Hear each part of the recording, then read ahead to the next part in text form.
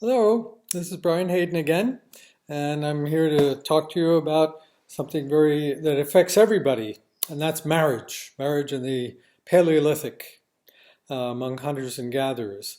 So marriage is really interesting from a point of view of anthropologists because it takes on many different forms, and we like to try to figure out why it takes certain forms under certain circumstances and situations, and why it takes other forms in other circumstances and situations. So we tend to think of our own values as being normal, and we call that the ethnocentric viewpoint. But when anthropologists look at all the different cultures in the world, what we find is that monogamous marriage that's arranged for personal relationships, love, things like that, that's really kind of the exception. It's unusual. It's much more usual to find marriages that are arranged and often where polygynous marriages are at least tolerated or uh, used. So polygynous marriages are where a husband has more than one wife. It's like polygamous, but polygamous can mean either husbands or wives, um, multiple husbands or wives. So the uh, the polygynous form of marriage, where husbands have more than one wife, or at least some husbands do. Obviously, not everybody can do that because it just doesn't work out mathematically.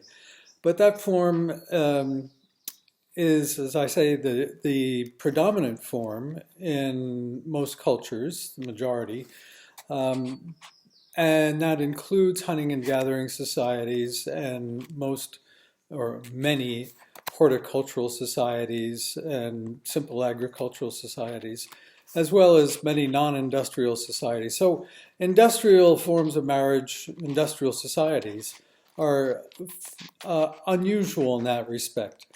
Um, in these pre-industrial societies or non-industrial societies, what we often find is that marriages are arranged by the parents, by the family, and marriages are being used not as a form of love or anything like that. No, they're being used for economical and political purposes, and among hunters and gatherers as survival strategies.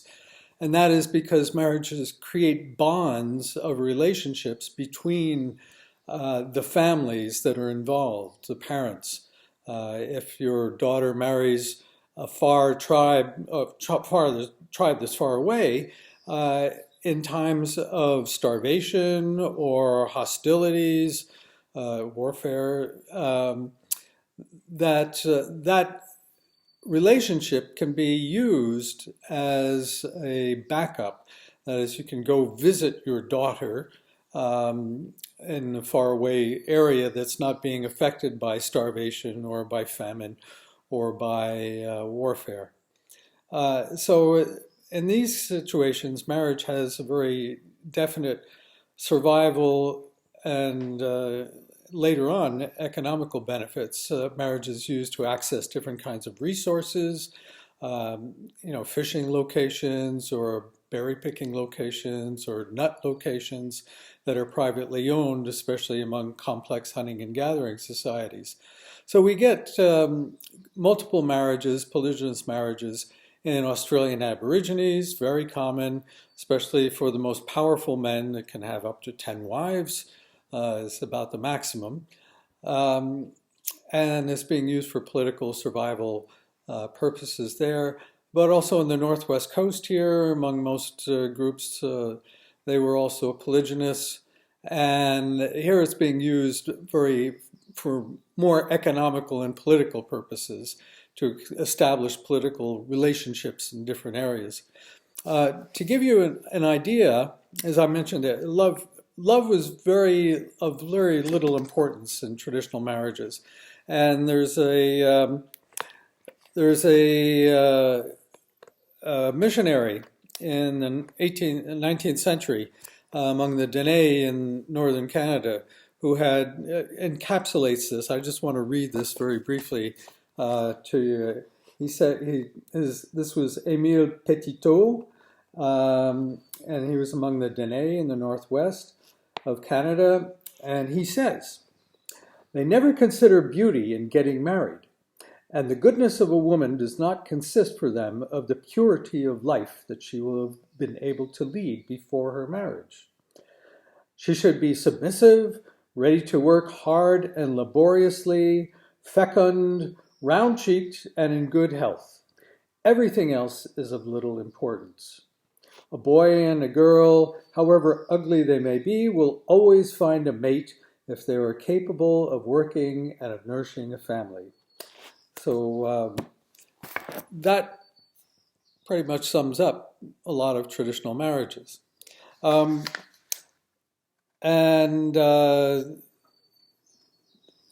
Marriages were used in a very similar way among many of the elites, especially in the 19th century, in order to consolidate their wealth. That is, they arranged marriages with other wealthy families in order to build upon their wealth and to create more wealth for themselves, to maintain their empires.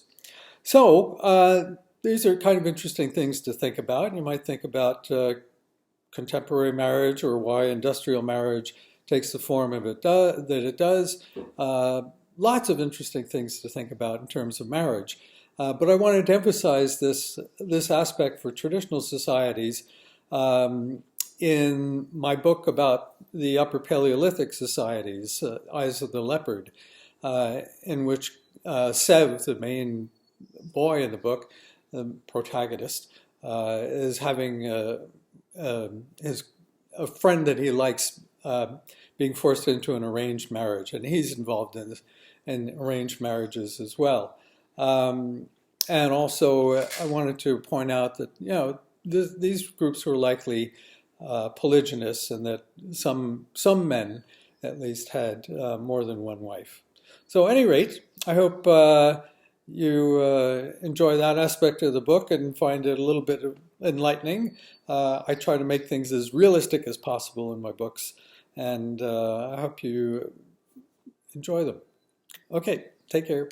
Bye. Next time.